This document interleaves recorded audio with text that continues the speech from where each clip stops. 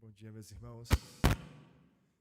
Fiquei muito honrado com o convite para participar dessa data com vocês, convite que chegou a mim pelo pastor Daniel, a quem tenho a alegria de chamar de amigo. Trago também as felicitações e o abraço da nossa igreja, do Jonas. Nós temos, talvez os irmãos não saibam, mas durante todo esse mês vocês têm sido motivo de oração para a nossa igreja. Nós temos orado pelos irmãos, agradecidos pelo trabalho que os irmãos têm feito, pelos frutos que têm colhido e rogando para que o Senhor os mantenha fiéis na palavra, fiéis na igreja, amando a igreja e amando o Senhor da igreja. Eu gostaria de convidá-los nessa manhã a refletirmos exatamente sobre isso, sobre a igreja. Não faríamos outra coisa num domingo de manhã que não fosse pensar sobre a igreja e, pensando sobre a igreja, pensar sobre o Senhor da igreja. Então eu gostaria que vocês abrissem as suas Bíblias em Romanos 12.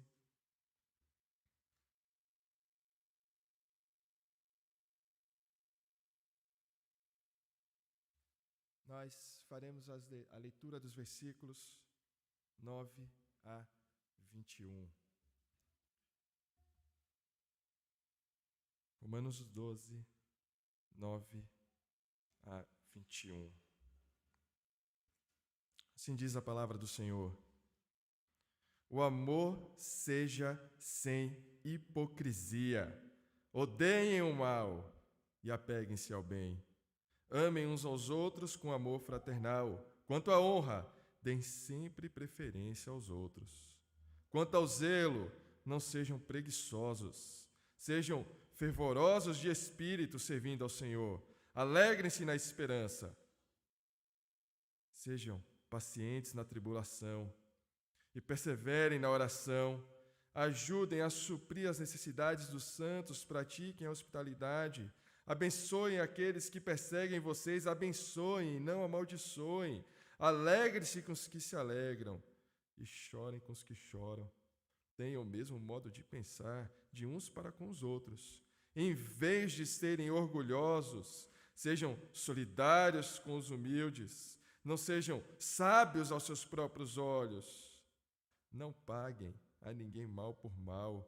Procurem fazer o bem diante de todos. Se possível, no que depender de vocês, vivam em paz com todas as pessoas. Meus amados, não façam justiça com as próprias mãos, mas deem lugar à ira de Deus, pois está escrito: a mim pertence a vingança, eu é que retribuirei, diz o Senhor. Façam o contrário. Se teu inimigo tiver fome, dê-lhe de comer. Se tiver sede, dê-lhe de beber. Porque fazendo isso, você amontoará brasas vivas sobre a cabeça dele. Não se deixe vencer pelo mal, mas vença o mal com o bem. Oremos uma vez mais. Senhor, te agradecemos pela tua palavra. Reconhecemos, ó Pai, nesta manhã, a nossa incapacidade de compreender e por isso clamamos pelo auxílio do teu Santo Espírito. Clamamos que o Senhor ilumine as nossas mentes, ilumine o nosso coração e que a tua palavra faça o que o Senhor quer que ela faça nessa manhã. É isso que te pedimos, te rogamos, em nome do Senhor Jesus. Amém. Ser cristão é um negócio muito difícil, né? Porque, veja só, aparentemente, eu vou descrever para vocês como seria um processo de conversão. A nossa vida está muito tranquila, está tudo em paz, a gente não tem nenhum tipo de problema ético, a gente não tem nenhum tipo de problema moral, a gente só precisa manter uma ética padrão, tudo regular, fazer as coisas direitinho, e a gente está vivendo bem. De repente, chega uma coisa que a gente chama de evangelho. E esse evangelho, depois que a gente aprendeu tudo que tem para aprender sobre a vida, esse evangelho vem e transforma tudo. E não só transforma o nosso coração, transforma a nossa ética. O que eu estou querendo dizer é que o cristianismo transforma a forma como nós devemos viver no mundo. E a partir daí, aquela vida que era tranquila, estava tudo certo, estava tudo caminhando bem, vira uma bagunça. Porque agora a gente precisa reaprender as coisas. A gente precisa reaprender a viver. A gente precisa aprender uma nova ética, uma nova forma de ver as coisas, uma nova forma de nos relacionarmos com as pessoas, uma nova forma de ver o mundo, uma nova forma de trabalhar, uma nova forma de lidar com os nossos filhos. Que problema! Não é fácil ser cristão. E não é fácil ser cristão porque, a partir do momento que nós professamos a fé no Senhor Jesus Cristo, a partir do momento que nós declaramos, eu creio no Senhor Jesus Cristo como o único Senhor da minha vida, tudo aquilo que eu fizer precisa ser condizente com aquilo que eu estou dizendo. Eu não posso ser um cristão e dizer, olha, eu creio no Senhor. O Senhor é o único Salvador da minha vida. Mas no domingo, de segunda a sexta, no sábado às vezes, domingo com certeza, sábado às vezes, segunda a sexta, aí eu já estou com outra ética. Eu preciso seguir a ética do trabalho, a ética do mundo, não dá.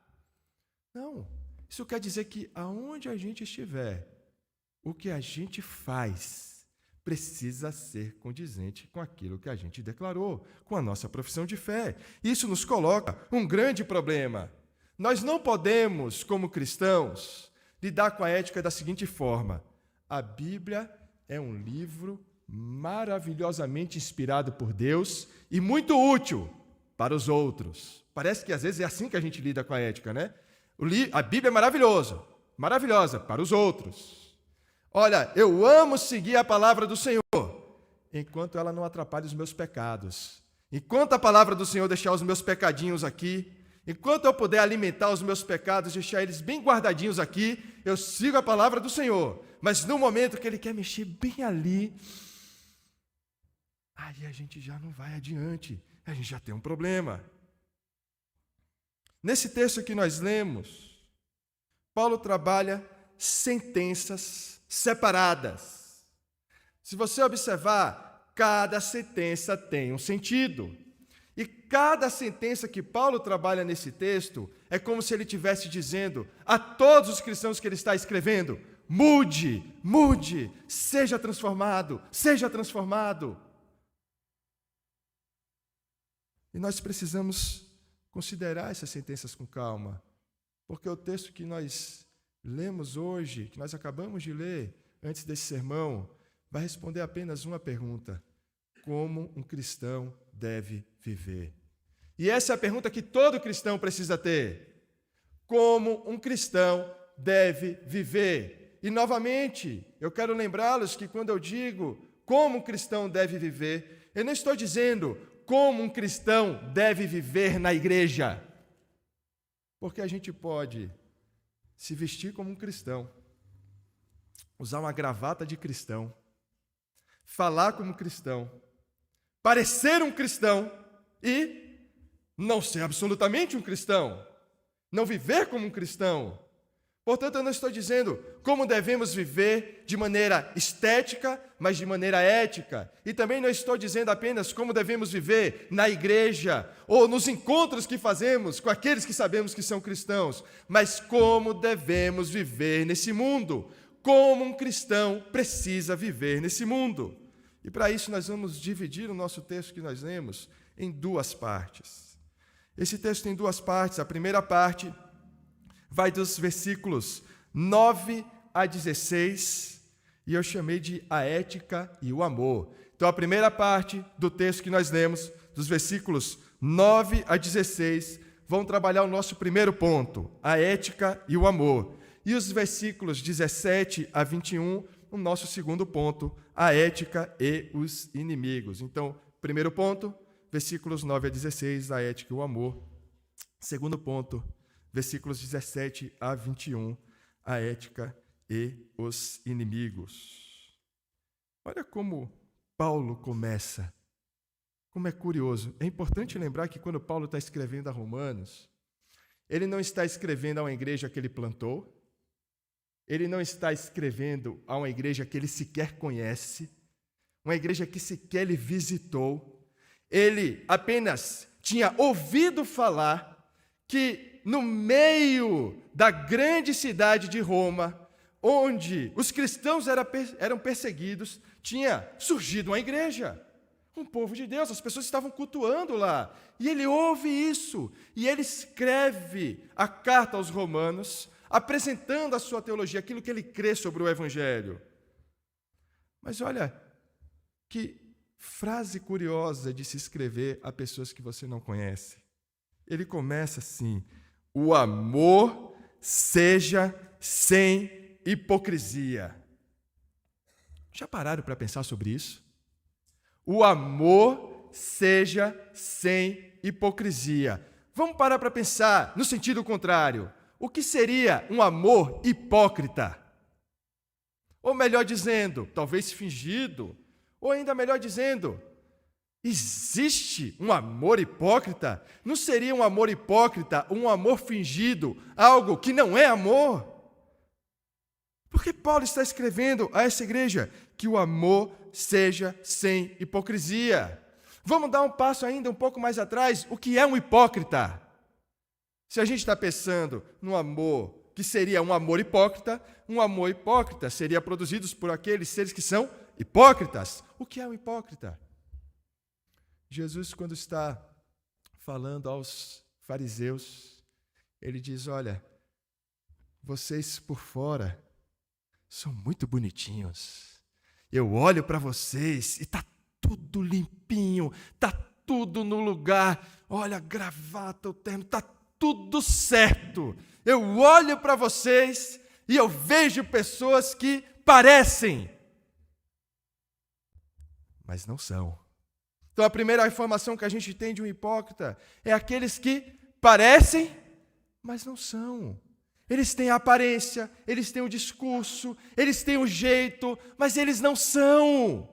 E por isso Jesus condena aqueles fariseus dizendo: vocês são como um sepulcro caiado, vocês estão bonitos por fora, mas vocês estão podres, estragados por dentro. Um outro texto que nós podemos lembrar com relação aos hipócritas, por exemplo, nós lembramos nas orações quando aqueles também que são ali os doutores da lei estão orando pelos cantos para que as pessoas vejam as suas orações. Estão orando pelos cantos da cidade, em pé pelos cantos e não em seus lugares reservados, para que com isso eles possam ter reconhecimento, para que eles possam ter status, para que as pessoas possam aplaudir, para que as pessoas possam olhar e digam: nossa, que cristão, que pessoa de fé, olha como ele ora. Eu desejaria orar assim, eu desejaria orar como tal pessoa, eu desejaria orar como aquele irmão. Aquela oração é a oração poderosa. Deixe-me só fazer um parênteses aqui rapidinho. Não existe oração mais poderosa de ninguém, meu irmão. Não existe oração mais poderosa de ninguém, minha irmã. Eu, como pastor, oro por todos aqueles que me pedem para orar por eles. Mas não significa absolutamente que a oração de nenhum cristão ou de nenhum pastor é mais poderosa do que qualquer outra oração. Porque o poder da oração nunca está no indivíduo, mas está no Espírito. Está no Espírito do Senhor que atua.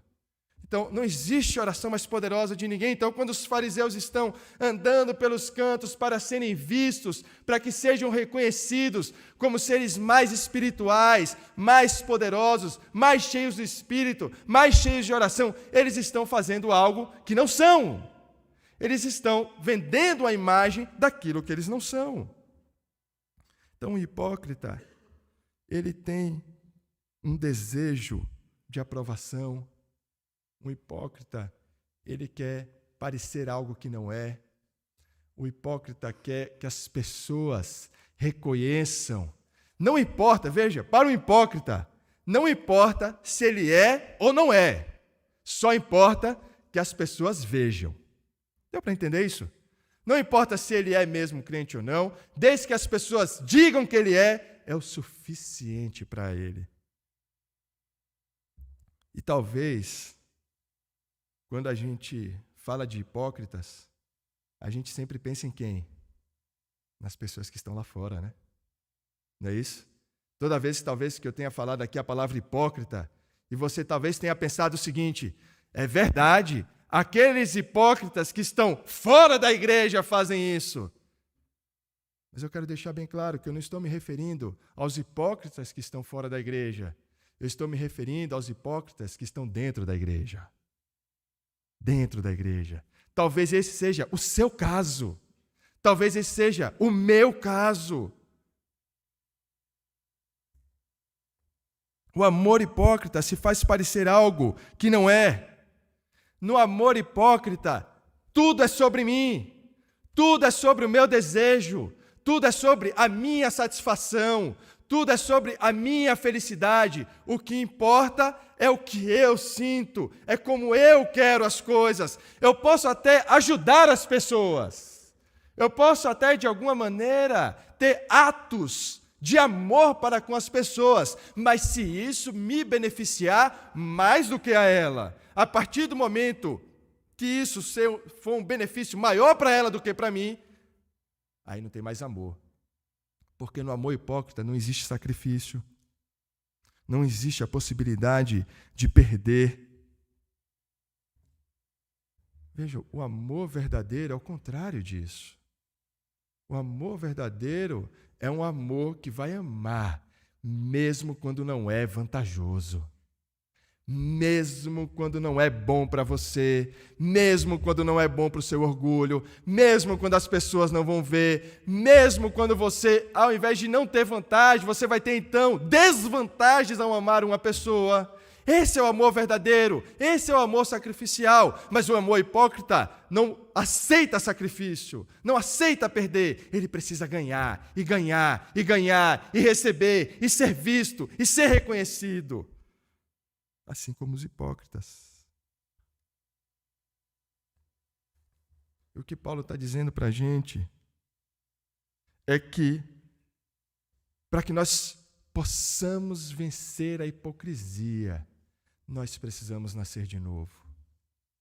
É necessário nascer de novo para que a hipocrisia seja vencida. Não se vence a hipocrisia sem um novo nascimento. Só cristãos podem vencer a hipocrisia. Então, depois que ele diz, o amor seja sem hipocrisia, olha a frase seguinte, ainda no versículo 9. Odeiem o mal. Não é curiosa essa ligação que Paulo faz? Veja, ele está falando de amor. Como ele fala de ódio logo na sequência?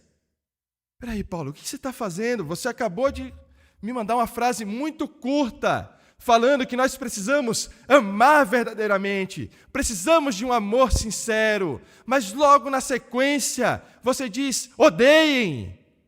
É isso mesmo. É isso que Paulo está dizendo. Para que você possa amar sem hipocrisia, é necessário cultivar ódio no seu coração. Talvez você esteja pensando agora, eu acho que o pastor Daniel errou de chamar esse pregador. O pregador está dizendo que a gente deve orar o seguinte, Senhor Deus, me dá ódio no meu coração. Senhor, põe bastante ódio aqui, cultiva, não deixa o meu coração ficar sem ódio. Porque o ódio que Paulo está falando é um ódio qualificado. Não é qualquer ódio. Não é o ódio que nós sentimos porque fomos humilhados ou de alguma maneira tivemos qualquer tipo de desvantagem. O ódio a que Paulo está se referindo aqui é o ódio pelo mal. Você não pode amar algo sinceramente e não odiar algo com todo o seu coração. Porque se você ama algo sinceramente, aquilo que coloca em risco o que você ama precisa ser odiado com todas as suas forças. É por isso que um cristão não pode ser cristão sem odiar o pecado. E não é odiar o pecado dos outros, mas odiar o seu próprio pecado. É como Paulo diz: miserável homem que sou, quem me livrará do corpo dessa morte? Ele está lutando contra os seus pecados, os pecados que militam na nossa carne, e ele está odiando o seu pecado. Ele não faz paz com o seu pecado, mas ele cultiva um ódio pelo pecado. A ética do novo ser, ela não é negociável.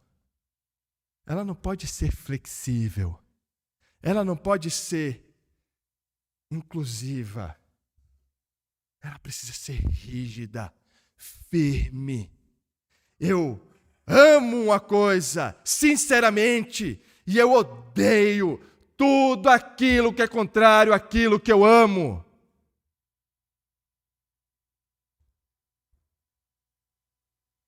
Mas ele diz, ainda no versículo 9, odeiem o mal e apeguem-se ao bem. Viver como um cristão na igreja, significa odiar aquilo que Deus odeia e amar aquilo que Deus ama. Um cristão regenerado precisa odiar o que Deus odeia e amar o que Deus ama. Meu irmão, minha irmã, nós não amamos a igreja porque a igreja nos traz vantagens. Nós não amamos a igreja porque a igreja é um lugar onde a gente pode ter acolhimento. Tudo isso é muito bom. Tudo isso é desejável. É desejável ser bem acolhido, se sentir bem, ter afinidade na igreja. Tudo isso é muito bom. É bom que seja assim. É necessário ser assim. Mas nós não amamos a igreja por causa disso. Nós amamos a igreja porque o Deus da igreja ama a sua igreja. E se nós amamos ao Senhor, também amamos a sua igreja. Não é possível que alguém diga, olha, eu amo a Deus e odeio a igreja, que Ele entregou o seu Filho. Como isso seria possível? Como é possível alguém dizer, olha, eu amo a Deus, mas não preciso da igreja? Enquanto Deus está dizendo, eu amo esse mundo através da minha igreja, e é para isso que eu coloquei ela aí. E aí você diz, não, mas a igreja é um lugar cheio de hipócritas. É mesmo, começando por mim e por você. Não é? Começando por mim e por você. A igreja é mesmo. É mesmo, são hipócritas tentando viver da maneira como o Evangelho diz que nós devemos viver, falhando tantas vezes, pecando tantas vezes, clamando por perdão tantas vezes, clamando ao Senhor por transformação tantas vezes, mas sabendo que precisamos amar a igreja, porque o Senhor ama a igreja, e precisamos odiar o pecado, porque o Senhor odeia o pecado, e se somos regenerados, santos, vivos novamente pelo Espírito, precisamos odiar o que Deus odeia e amar o que Deus ama, e isso envolve amar a igreja, ainda que ela possua falhas.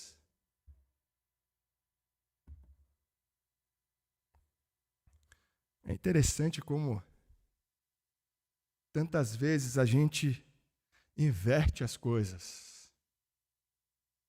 Às vezes a gente vem para a igreja no domingo de manhã, imaginando que a igreja precisa da gente. Ah, não, eu vou. A igreja precisa de mim. Meu irmão, a igreja não precisa de nenhum de nós. Se essa igreja é do Senhor, como é?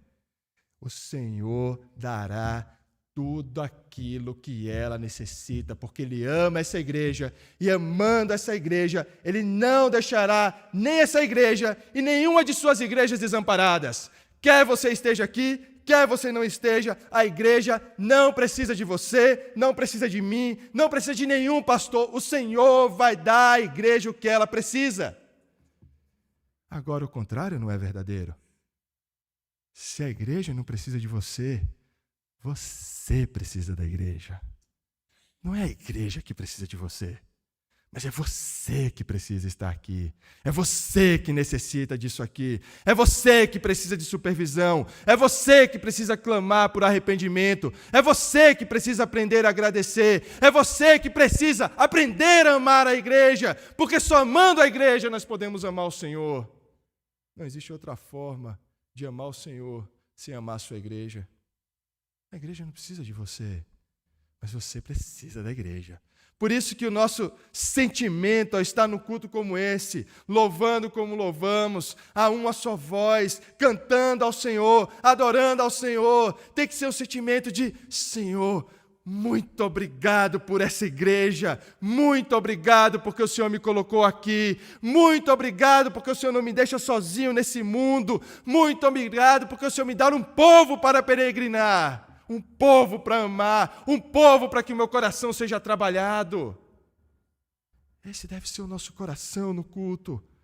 Não devemos tratar o culto como mais um elemento na nossa semana, mas aquilo que nós estamos a fazer agora é a coisa mais importante da nossa semana.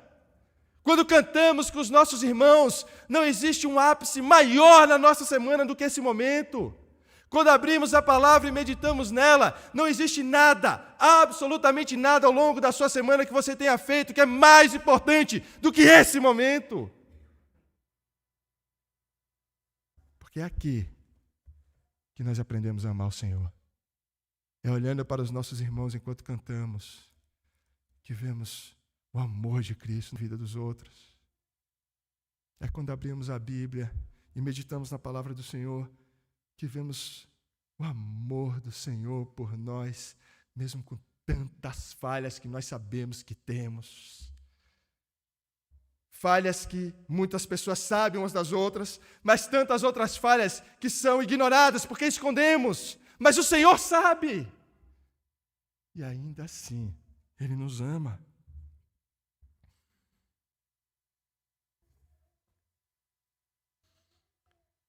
Versículo 10. Então, olha só, mais uma vez, para a gente lembrar a estrutura, olha como as frases são trabalhadas. O amor seja sem hipocrisia. Odeiem o mal e apeguem-se ao bem. Próxima frase. Amem uns aos outros com amor fraternal. Amem uns aos outros com amor fraternal. O amor fraternal aqui está nos dizendo, olha, amem uns aos outros com dedicação. Procurem, sejam intencionais no amor uns para com os outros. Sejam dedicados nisso. E olha, imagine o seguinte, que para a gente é muito fácil amar as pessoas que são fáceis de ser amadas. Olha, quando eu digo assim, existem pessoas que são fáceis de ser amadas, agora mesmo você lembrou o nome de alguém. E da mesma maneira, se eu digo o seguinte, existem pessoas que são difíceis de ser amadas, você provavelmente também lembrou o nome de alguém. Por que mesmo? Talvez, inclusive, você seja uma dessas pessoas que são difíceis de ser amadas, são duras para amar, que você ama, mas diz, que difícil dizer, eu te amo, irmão. Ainda bem que o pastor não mandou olhar para o irmão e dizer, eu te amo em Cristo, porque esse irmão que está do meu lado, eu ia ter muita dificuldade, eu ia ter que olhar de canto de olho para ele, te amo, irmão.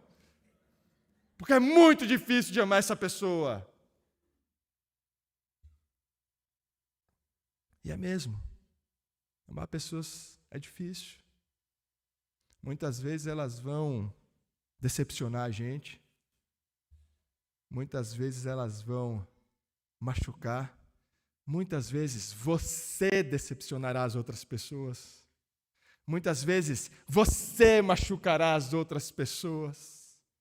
E se nós formos amar apenas aqueles que nunca nos machucarão, quem nós amaremos? Ou por quem nós seremos amados? Imagine uma situação ainda mais grave. Imagine se Cristo fosse nos amar segundo o nosso próprio padrão. Imagine que o padrão que você adota para amar as outras pessoas fosse o mesmo padrão que Cristo adotasse para te amar. Então, se você é aquela pessoa que diz assim, errou comigo é uma vez só. Depois de um erro, corta a cabeça. É morte. Aí é condenação, não tem jeito. Agora imagine que Cristo fosse fazer da mesma forma. Fosse olhar para você e dizer, olha, comigo só se erra uma vez. Quanto tempo você acha que duraria? Eu posso afirmar por mim que eu não duraria muito. Minha vida não seria muito mais longa. Eu não sei nem se eu desceria desse púlpito. Né? Então, se nós deixarmos para amar apenas aqueles que são fáceis no trato, fáceis de amar, nós nunca seremos intencionais no amor. Nós precisamos procurar amar as pessoas com amor fraternal, amando com dedicação. Não nos chamamos irmãos e irmãs à toa. Quanto à honra, seguindo o versículo 10, deem sempre preferência aos outros. Pense mais nos outros e menos em você mesmo. Nós vivemos tempos onde parece que os egos estão cada vez mais inflados, cada vez maiores. E eu gosto muito de uma frase do Tim Keller, num livro chamado Ego Transformado, onde ele diz que o nosso ego deve ser como o nosso dedo midinho do pé. Não é curiosa essa imagem? Ninguém acorda, a primeira coisa que faz no dia é olhar para o dedo midinho do seu pé. Né? Ninguém olha, peraí, eu acordei, deixa eu ver se o meu dedo midinho do pé está bem hoje. Né? Ninguém se preocupa com isso, mas ele está lá. Ele faz a função dele, ele está no cantinho dele. O ego precisa ser assim. Ele não precisa ser visto, alimentado, ser a primeira coisa, aquilo que está mais evidente. Ele tem que ser como o dedo midinho do nosso pé. Ele está ali, mas ele tem o seu lugar ali, no cantinho, cumprindo a sua função. Mas ele não precisa de atenção. Pense mais nos outros. Pense menos em você. Quando ouvir a necessidade dos outros, leve a sério a necessidade dos outros, meus irmãos. Levem a sério. Às vezes a gente entra numa espécie de concurso de sofrimento. Já viram isso? Quando a pessoa vem e fala para você assim, irmã, essa semana está tão difícil. Aí a outra pessoa diz o quê?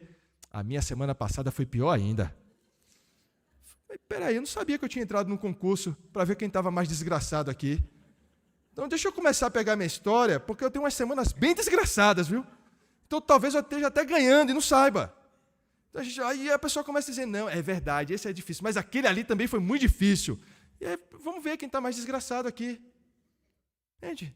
Quando ouvir a dificuldade dos irmãos, considere com sinceridade. As pessoas experimentam sofrimentos de maneiras diferentes. O mesmo tipo de sofrimento pode ser pesado para um, mas pode ser duplamente pesado para outro. Não ache que você é o padrão moral, o padrão do que tem que ser feito, o padrão da alegria, o padrão do sofrimento. Você não é padrão para nada. Escute as dores dos seus irmãos, considere as dificuldades deles com sinceridade, ouça com atenção, não pense em você, pense nos outros. Como é difícil ser cristão. Sabe aquelas pessoas que dizem assim, olha, alguns pregadores que podem dizer da seguinte maneira, olha, vem para a igreja e todos os seus problemas serão resolvidos. Às vezes eu vejo esse tipo de discurso, eu acho tão engraçado. Eu falo, essa pessoa não sabe o que ela está fazendo. Se você quer ficar tranquilo, faça qualquer coisa na sua vida, mas não ponha o pé na igreja. Você quer ficar em paz com você mesmo? Você quer se olhar no espelho e se sentir bem, maravilhoso, confortável com tudo que você está fazendo? Não ponha o pé na igreja, nunca leia uma página da Bíblia sequer. Mas faça isso se você quiser salvar a sua alma. Se você quiser se sentir bem, não faça. Mas se quiser salvar a sua alma, não existe outro caminho. O texto continua, Paulo ainda continua. Ele tem mais algumas frases, alguns tiros a serem considerados por nós. Quanto ao zelo, não sejam preguiçosos. Sejam fervorosos. Olha que beleza. Quanto ao zelo, não sejam preguiçosos. Sejam fervorosos de espírito servindo ao Senhor. É isso mesmo, aqui não tem muito o que explicar. O texto é claro. Paulo está sendo claro para a gente. Não sejam preguiçosos. Não tratem o culto, não tratem a igreja como o último elemento da sua semana, como a última coisa que você tem que fazer. Não trate o seu momento devocional diário como a última coisa que você precisa fazer.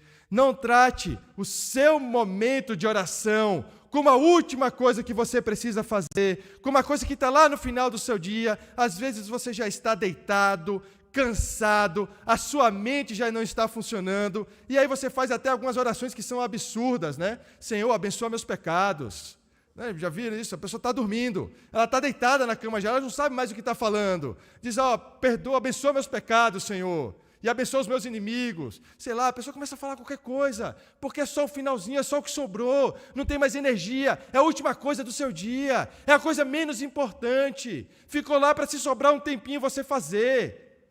O domingo também. A gente não se prepara para o culto, a gente não se prepara para estar na igreja, a gente não se prepara para amar os irmãos, a gente não se prepara para cantar com os irmãos, não nos preparamos para ouvir a palavra, não nos preparamos para viver como um cristão deve viver. Não sejam preguiçosos. Sirvam com disposição. Sirvam com coração. Amem a igreja com o seu coração. Amem ao Senhor com o seu coração. Sejam dispostos no serviço ao Senhor. Porque nós servimos ao Senhor não por aquilo que Ele nos dará, mas nós servimos ao Senhor porque já recebemos tudo. O Senhor já nos deu tudo. O que mais o Senhor precisa te dar para você servir de todo o coração? Eu estou querendo dizer, meu irmão, que se você está aqui nessa manhã ouvindo essa palavra, e você é um regenerado, você é um salvo pela graça de Deus, o Senhor tirou a condenação do pecado da sua vida, você recebeu tudo. Eu não sei se sua vida está difícil nessa manhã, eu não sei se sua vida está complicada, eu não sei as suas mazelas, eu não sei os seus problemas, eu sei de uma coisa, que não importa o seu sofrimento. Se você recebeu a salvação das mãos do Senhor, você tem motivos para agradecer, você tem motivos para amar a igreja, você tem motivos para amar ao Senhor, porque Ele te deu o que você não poderia conquistar por você mesmo. O que jamais você sequer poderia pedir, foi isso que Ele te deu. O que mais o Senhor precisa te dar para que você ame a igreja, ame ao Senhor e sirva a igreja de todo o coração? O que mais é necessário para você?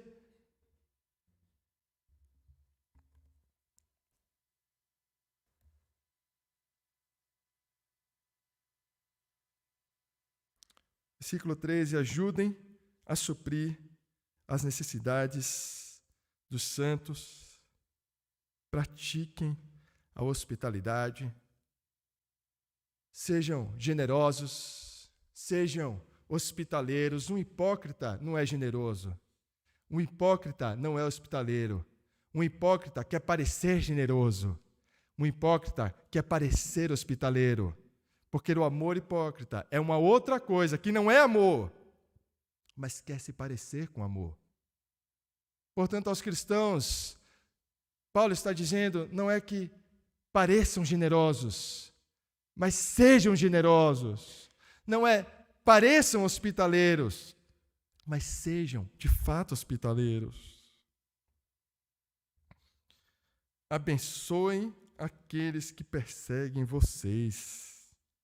Abençoem e não amaldiçoem. Que talvez a gente possa pensar agora, Paulo foi longe demais, né? Porque, olha, eu até entendo esse negócio de dizer, olha, deixa eu amar aquelas pessoas que são difíceis de ser amadas. Mas uma coisa é amar as pessoas que são difíceis de ser amadas. Outra coisa é amar as pessoas que estão nos perseguindo.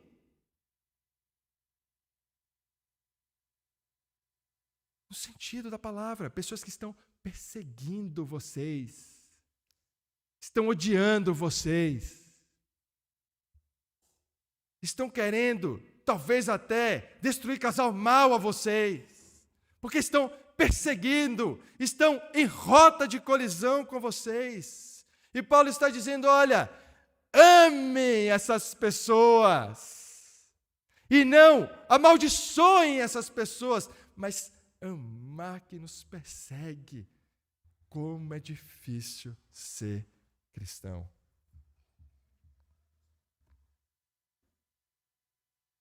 Abençoem aqueles que perseguem vocês.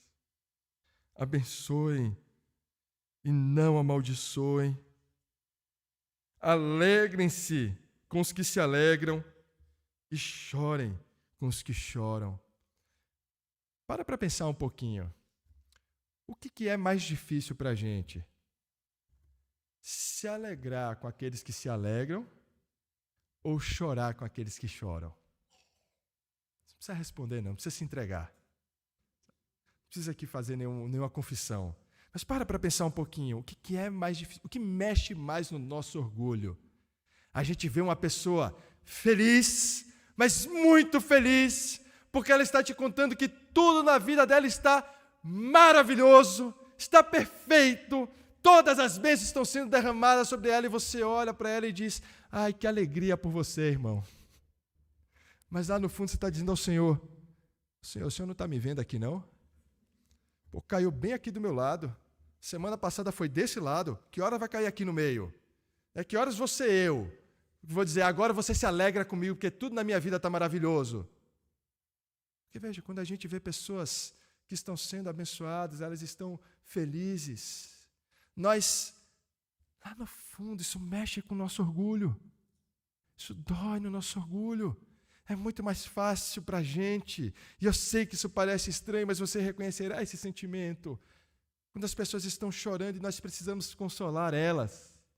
Porque elas estão em uma posição de fragilidade.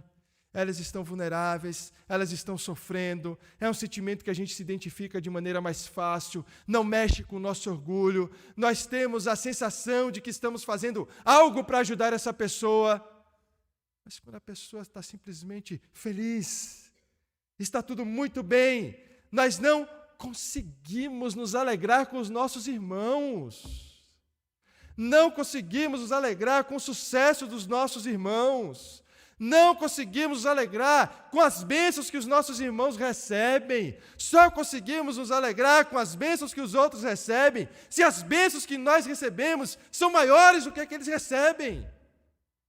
Sabe o que é isso? Sabe como se chama? Hipocrisia. Isso se chama hipocrisia. Isso é o amor hipócrita. A gente pode até dizer para os outros, olha, como eu estou feliz, irmão. Mas lá no fundo você diz, por que não fui eu? Por que não sou eu que estou assim?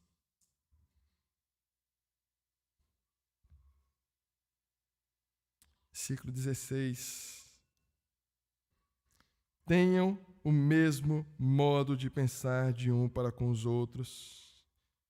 Em vez de serem orgulhosos, sejam solidários com os humildes. Não sejam sábios aos seus próprios olhos. Não sejam orgulhosos. E é estranho, imagine, mais uma vez eu quero lembrar o que eu disse no início. Paulo está escrevendo a uma igreja. Quem está lendo isso aqui, todas essas instruções, uma igreja, é um povo de Deus que está sendo perseguido e ainda assim persiste no coração do Império Romano. Paulo está escrevendo a cristãos e não a perdidos, a não regenerados, mas ao povo de Deus, dizendo: não sejam orgulhosos. E por que Paulo está escrevendo isso? Porque no final das contas, o orgulho é o que motiva a nossa hipocrisia. É o orgulho que faz com que a igreja, muitas vezes, se torne uma competição de dons, de quem é mais espiritual, de quem ora mais, de quem faz mais, de quem canta mais. A igreja não é para isso, irmão. A igreja é um povo que Deus preserva aqui. E Ele preserva esse povo para um destino, que é a peregrinação rumo aos céus. E ninguém peregrina rumo aos céus sozinho. Nós sempre peregrinamos em bando.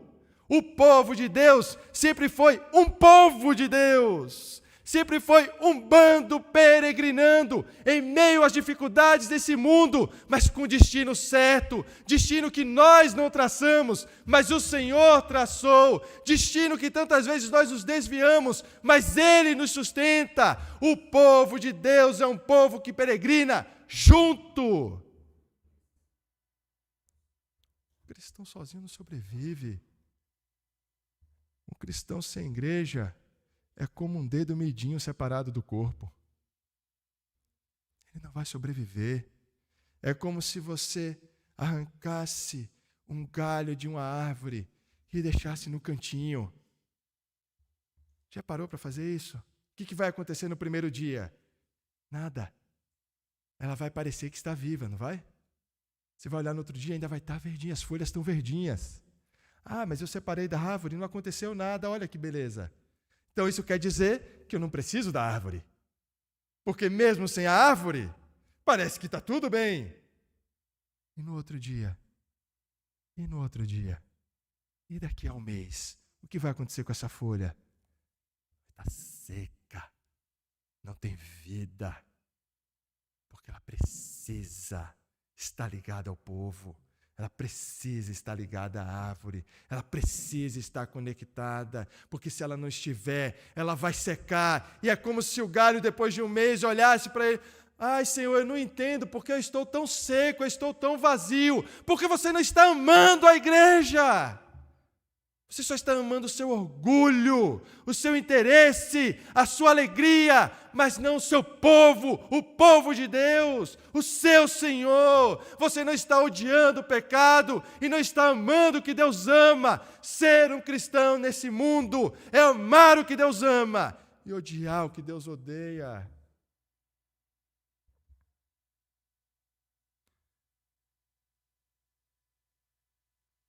A segunda parte, nós falamos da ética e o amor. Mas a segunda parte, dos versículos 17 a 21, nós falaremos da ética e os inimigos. O texto está dizendo: não paguem a ninguém mal por mal.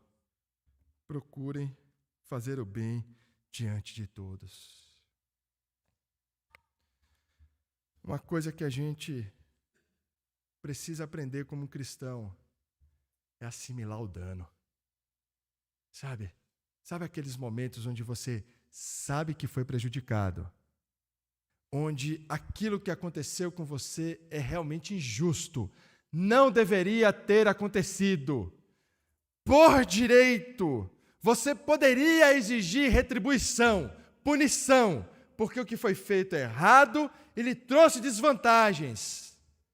Mas você diz: eu vou assimilar o dano, eu não vou responder mal por mal. Ah, mas você vai perder isso?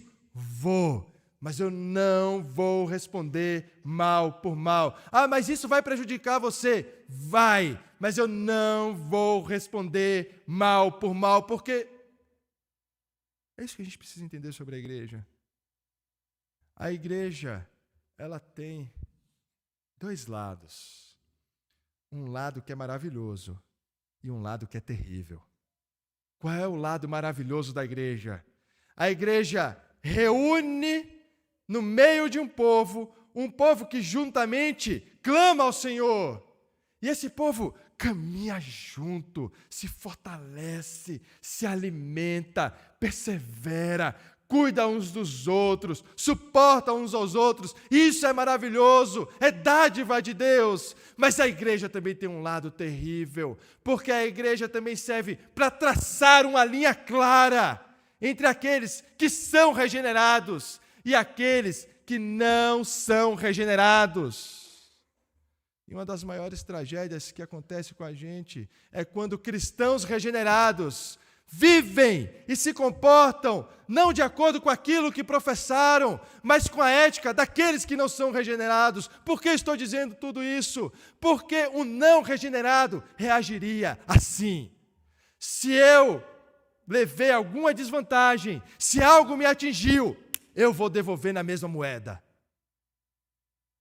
Se algo me fez mal, precisa ter justiça, precisa ser punido. Mas um cristão é aquele que tantas vezes vai dizer o seguinte: eu sei que eu fui injustiçado, mas eu não vou pagar o mal com o mal. E quando o cristão faz isso, ele pode perder muitas outras coisas, mas ele ganha o seu testemunho.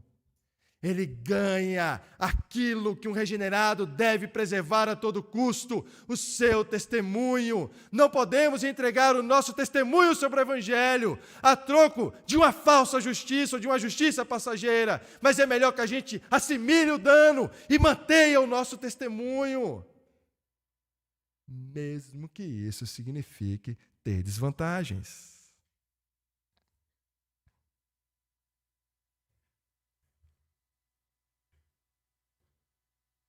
Se possível, no que depender de vocês, vivam em paz com todas as pessoas.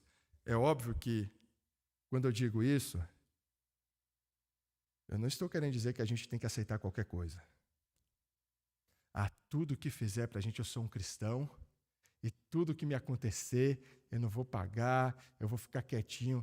Não é isso que está dizendo. O que está dizendo?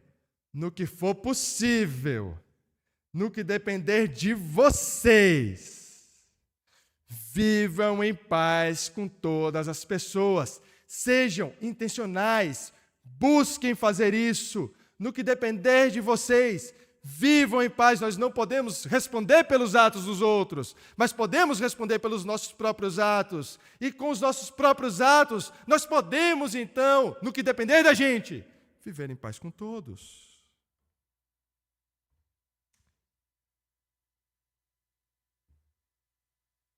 Versículo 19. Meus amados, não façam justiça com as próprias mãos, mas deem lugar à ira de Deus, pois está escrito: a mim pertence a vingança, eu é que retribuirei, diz o Senhor. Façam o contrário. Se o seu inimigo tiver fome, dê-lhe de comer. Se tiver sede, dê-lhe de beber. Porque fazendo isso, você amontoará brasas vivas sobre a cabeça dele. Não se deixe vencer pelo mal, mas vença o mal com o bem. Olha que imagem que Paulo dá para a gente. Paulo está dizendo o seguinte: olha, todas as vezes que você não paga mal com mal, você pode imaginar que você está perdendo tudo, mas todas as vezes que você aceita a punição, você está amontoando brasas sobre a cabeça dos seus inimigos, sobre a cabeça daqueles que te perseguem. É como aquele que tenta te prejudicar a todo custo, e você resiste a retribuir o mal com o mal, até o ponto daquilo ficar tão constrangedor, que a pessoa que está te fazendo mal, ela começa a pensar, por que esse desgraçado não está tentando me matar? Porque se eu estivesse no lugar dele, eu já teria me matado. Mas eu estou prejudicando, por que esse miserável não está tentando me matar? O que está acontecendo com esse sujeito? O que ele tem? Que ele consegue fazer isso, que eu não tenho, porque se fosse comigo, era o fim. Entende o que a palavra está dizendo? Entende o que Paulo está dizendo? Irmão, não cabe a você ser o bastião da verdade, da justiça, da ira de Deus. Você não é a espada de Deus enviada à terra para tirar, ceifar a vida daqueles que são injustos. Você foi enviado para duas coisas: ser fiel e testemunhar, e nós falhamos nessas coisas. O Senhor diz, olha, eu te coloco aqui, eu te resgato, eu te dou a palavra, você não precisa nem ser criativo, a palavra está aqui para você, você só precisa ser fiel à palavra e viver de acordo com ela, e nós não conseguimos. E ainda assim queremos ser os justiceiros, fazer justiça com as próprias mãos, achar que o nosso padrão ético e moral é aquele padrão que é superior. Isso não quer dizer que nós não devemos condenar os pecados, mas que nós não devemos condenar os pecados pelos nossos próprios critérios. Mas se condenamos os pecados pelos critérios das Escrituras, pela palavra do Senhor, porque ela é o instrumento de justiça. A ira pertence ao Senhor, a justiça pertence ao Senhor, a vingança pertence ao Senhor, não a você. Você foi enviado como um cordeiro em meio aos lobos.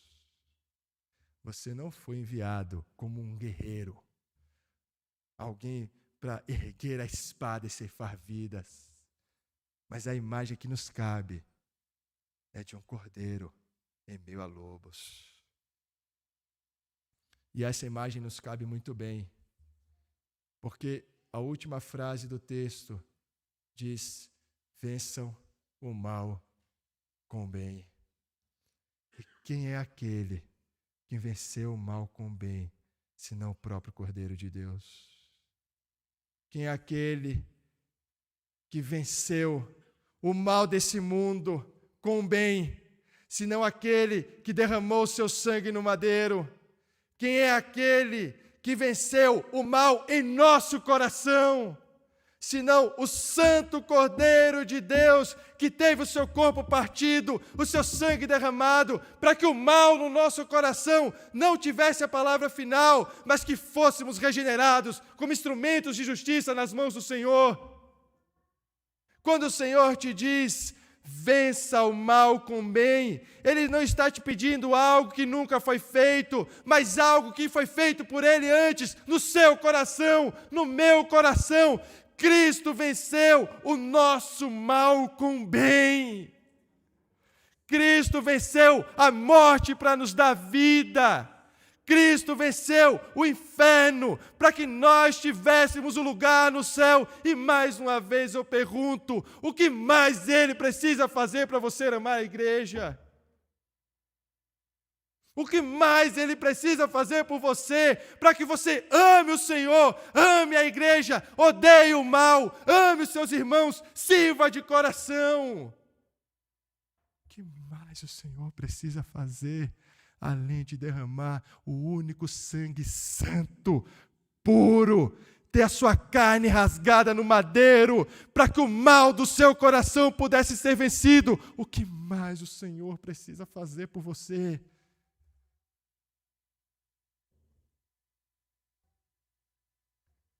O novo ser, ele vive de acordo com aquilo que professa. Se nós professamos o Evangelho, nós precisamos viver de acordo com aquilo que professamos, mas nós não fazemos isso sozinhos, porque sozinhos nós nada podemos fazer. Nós fazemos isso pelo sacrifício de Cristo, no poder do Espírito de Deus, que move os nossos corações a amar aquilo que Deus ama e odiar aquilo que Deus odeia. E é por isso que eu gostaria de orar com vocês nessa manhã, clamando para que o Espírito Santo não nos abandone nessa missão, mas que nós possamos, olhando para o sacrifício de Jesus, movidos pelo poder do Espírito, vencer o mal com o bem. E não existe outra maneira de fazer isso, senão amando a igreja, amando o Senhor da igreja e amando os nossos irmãos. Oremos mais uma vez. Deus de graça e misericórdia, aqui estamos, Senhor, nós miseráveis, insuficientes, famintos. Não temos nada em nossas mãos, Senhor. As nossas mãos são vazias. Mas as mãos do nosso Senhor Jesus Cristo não são vazias, porque são mãos que derramaram sangue, são mãos ensanguentadas pelo sangue santo que foi derramado.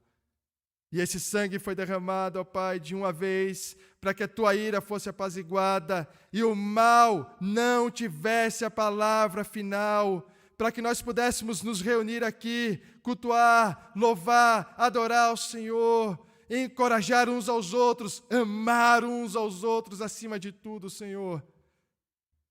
Reconhecemos as nossas dificuldades. Tu sabes, Senhor. Tu sabes como o nosso coração nos engana. Tu sabes como temos dificuldades em amar uns aos outros, como desejamos amar a nós mesmos acima dos outros. Por isso te clamamos que o Senhor não nos abandone, mas nos dá um coração que te ame acima de tudo, e te amando acima de tudo, ame essa igreja e ame o povo que o Senhor escolheu. Tira a hipocrisia do nosso coração, tira o amor hipócrita do nosso coração e nos dá um amor sincero pelas coisas que o Senhor ama e um ódio santo pelas coisas que o Senhor odeia. É isso que te clamamos, em nome do Cordeiro de Deus, Jesus Cristo. Amém.